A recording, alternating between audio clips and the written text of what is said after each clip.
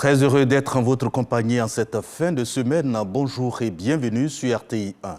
C'est un secret de Polichinelle. La Côte d'Ivoire et le Ghana ont une économie cacaoyère. Il faut donc assurer aux producteurs des revenus décents, améliorer les chaînes de valeur et pérenniser ainsi cette économie. Accra, la capitale ghanéenne, abrite désormais le laboratoire pour la mise en œuvre de cette stratégie, le siège de l'initiative Cacao Côte d'Ivoire-Ghana, ouverture officielle en présence du président ghanéen Nana Akufo-Addo et du Premier ministre Robert Begremambe.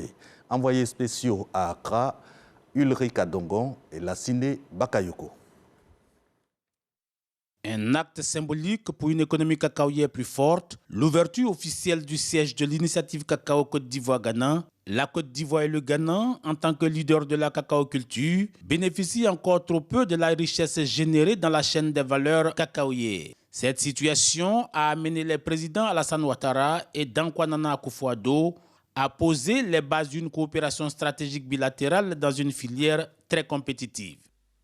Aujourd'hui, la transformation des fondamentaux de l'économie cacaoyère est en cours. Les producteurs de cacao et leurs pays sont au centre des échanges. La mise en œuvre du différentiel de revenus décent permettant d'atteindre un prix plancher a survécu aux attaques, aux critiques et aux tentatives de contournement. La recherche d'un revenu décent pour le producteur de cacao s'impose progressivement comme le nouvel horizon pour une cacaoculture durable.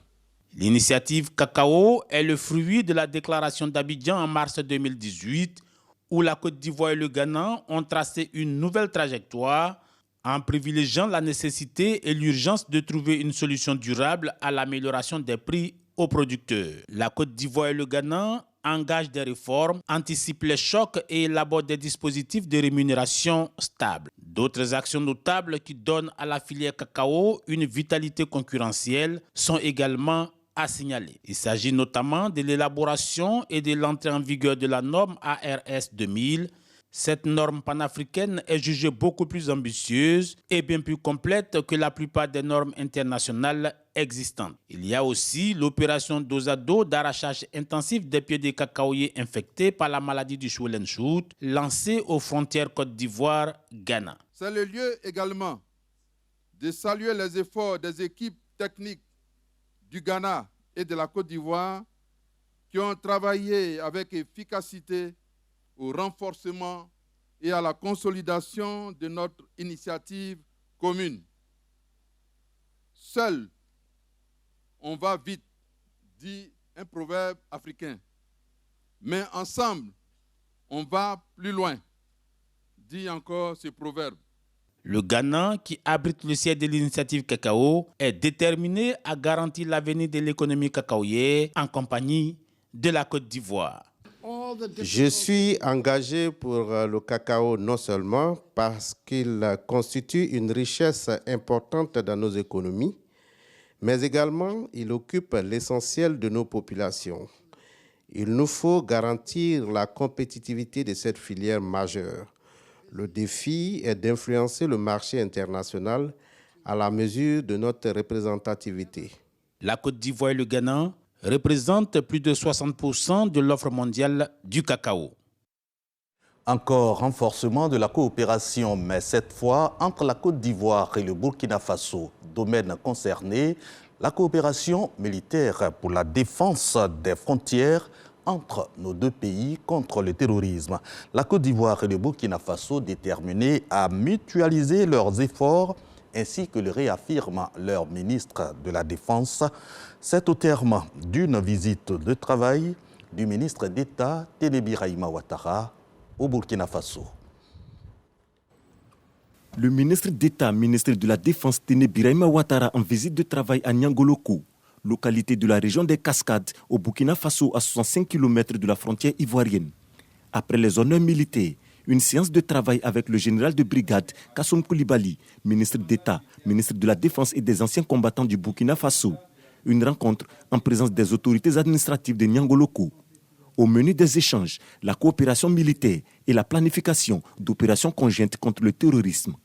Un grand merci encore pour ces gestes qui matérialisent une fois de plus la fraternité, les liens séculaires qui existent entre nos deux pays.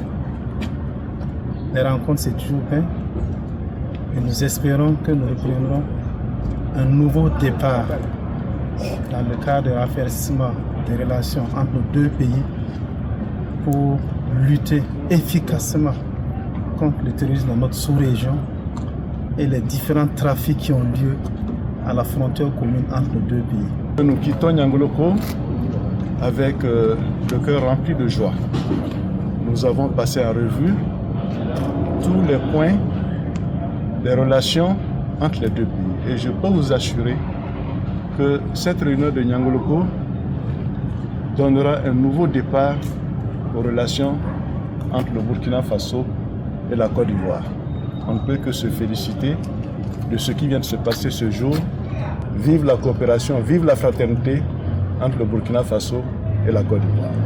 Les deux ministres de la Défense ont affiché leur engagement à renforcer la coopération sur le plan de la sécurité afin d'assurer la stabilité aux frontières des deux pays. Voilà, vous l'avez suivi, c'était un reportage signé Moussa Konaté. À présent, Massa 2024, le marché des arts et du spectacle africain d'Abidjan, édition 2024, referme ses portes ce samedi après une semaine de rencontres entre acteurs de l'industrie culturelle pour promouvoir l'art créatif. Le Massa 2024 est dédié à la jeunesse. Venons-en au dossier Vie d'ici consacré aux collèges de proximité. On les trouve en zone rurale, très souvent au fin fond du pays. Ces établissements secondaires, la Côte d'Ivoire en a ouvert plus d'une cinquantaine ces 10 dernières années. Des réalisations avec l'appui financier de la France à travers le contrat de désendettement et de développement C2D. L'idée, c'est de rapprocher l'école et le savoir des populations pour ainsi adresser les difficultés du système éducatif ivoirien. Collège de proximité, quand l'école va vers les communautés rurales, un dossier signé Jean-Marc Gadi.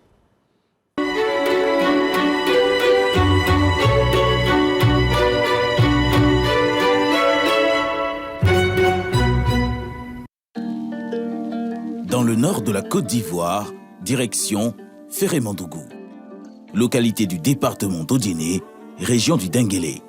Une bourgade d'environ 1800 habitants où les populations ont accueilli il y a quelques années un établissement scolaire moderne, un collège de proximité. Un type d'école tout à fait normal, mais construit en zone rurale pour permettre une meilleure scolarisation des jeunes élèves et réduire leur exode vers les villes. Bonjour classe. Dans cette salle de classe, Fabrice Kouakou dispense ce jour-là un cours de physique-chimie. La trentaine d'élèves inscrits dans cette classe de 3e composeront cette année le BEPC. Pour les y aider, les professeurs affectés ici sont au préalable formés à l'École nationale supérieure, mais avec une particularité propre au collège de proximité, le système de bivalence des enseignants. Je suis professeur bivalent de profil physique et SVT, et il y a certains de mes collègues qui sont dans les salles là-bas, et ils sont histoire géo français, et il y a français et DAC. Enseigner 2 matières pour combler le manque de professeurs dans les zones rurales, l'un des enjeux majeurs des établissements de proximité, comme celui-ci, construit pour 15 villages. Le nombre moyen de villages pour une école de proximité, une aubaine pour les 45 295 élèves des zones rurales. Autrefois, la plupart d'entre eux étaient contraints de quitter leur famille pour une grande ville, une fois le CPE en poche. Ça nous arrange que nous soyons près de l'école, ça nous évite plusieurs difficultés. Aller loin pour avoir des tuteurs malveillants, tout ça nous fera du mal dans nos études. Non, rester près de nos parents, ça nous évite beaucoup de problèmes. On peut se lever tôt, venir vite aller en classe pour suivre les cours. Ça nous permet de réviser tranquillement, c'est pas de mettre la pression sur nous-mêmes et de bien réviser les cours pour bien suivre, pour donner les meilleurs de nous-mêmes. Des cours sont dispensés à ces élèves dans des installations modernes, au même titre que ceux des grandes villes. Alors, on se verra la semaine prochaine. Le cours de chimie à peine achevé pour Fabrice Kouakou, direction une autre salle de classe. Alors, on va commencer le cours de SVT. Grâce au système de bivalence instauré dans ces collèges de proximité, les élèves peuvent bénéficier de l'ensemble du programme scolaire annuel, ce qui contribue à améliorer leur performance scolaire, comme a pu l'observer le directeur de cet établissement. On a quand même une augmentation du taux de réussite. Grâce au suivi des enfants, nous arrivons vraiment à faire des résultats nettement mieux. De meilleurs résultats grâce à un suivi particulier rendu possible pour les parents aussi. Ils peuvent régulièrement s'enquérir du niveau de leurs enfants grâce à l'informatisation du fichier scolaire. Les collèges de proximité, une initiative mise sur pied à travers tout le pays. Un projet qui s'inscrit dans le cadre du C2D, le contrat de désendettement et de développement entre la Côte d'Ivoire et la France, et qui vise aussi à doter ces établissements ruraux d'équipements de pointe. C'est le cas ici à Banfla, dans le centre-ouest ivoirien. Un autre collège de proximité a la même architecture, où se tient dans cette salle multimédia un cours d'informatique. Des travaux pratiques sur le logiciel Excel. Donc si vous appuyez le bouton que $ sort pas, vous appuyez maintenant Cap Log. Une initiation à l'outil informatique pour ces jeunes élèves en classe de 4e. Avec le cours d'informatique, j'ai appris à travailler avec le logiciel Excel. Et j'ai appris à faire des tableaux, des recherches. C'est la première fois que j'apprends à travailler sur un ordinateur. Nous avons commencé sur un site provisoire avant d'intégrer les locaux du CDD. Ici, nous sommes dans de bien meilleures conditions de travail parce que le CDD nous a équipés. Nous avons reçu du mobilier, des bureaux, nous avons reçu une salle informatique, également du matériel sportif. L'avènement des collèges de proximité est un ouf de soulagement pour les populations de ces communautés villageoises où la déperdition scolaire est courante. Pour scolariser leurs enfants dans des écoles convenables, les parents étaient obligés de les envoyer à Boisflé, à plusieurs dizaines de kilomètres des villages. C'était difficile, même pour qu'on se déplace à aller voir les parents et les élèves à Boisflé, on avait des problèmes, des difficultés, et tu n'as pas l'argent. Et tu vas aussi là-bas, c'est pour louer maison, tout ça. Maintenant, là, il n'y en a plus. Les enfants sont auprès de nous, on s'est débrouillé. Nos enfants, ils étaient petits, Boisflé, c'est vraiment loin. Bon, l'école, là, à côté, on a vraiment le regard sur eux, on les suit. Bon, leur éducation aussi, par rapport aux études, nous, on les suit, quand ils viennent. On essaie de voir vraiment les matières qu'ils ont fait, on essaie de les suivre aussi. Grâce au C2D, l'État de Côte d'Ivoire ambitionne de doter certaines sous-préfectures de collèges de proximité. À ce jour, 51 ont déjà ouvert leurs portes et une dizaine en cours d'ouverture. Ce sont 71 milliards de francs CFA qui ont été investis dans l'éducation de base. À terme, 250 collèges de proximité seront construits et équipés sur toute l'étendue du territoire. L'actualité hors de nos frontières nous conduit tout d'abord au Togo. Les députés adoptent définitivement la nouvelle constitution à l'issue d'une deuxième lecture. Le test qui fait passer le régime togolais à un régime parlementaire voté à 87 voix hier à l'Assemblée nationale. Au Niger, retrait des troupes américaines après la dénonciation par le régime militaire de Niamey d'un accord de coopération. Information confirmée par plusieurs responsables américains. En Israël, pas d'inquiétude côté population après l'attaque par l'État hébreu d'une base militaire iranienne, quand bien même cela présage d'une escalade de la guerre Israël-Hamas. Point final à ce journal. Prochain rendez-vous de l'information, 10h. Moi, je vous retrouve demain à 6h30. D'ici là, portez-vous bien.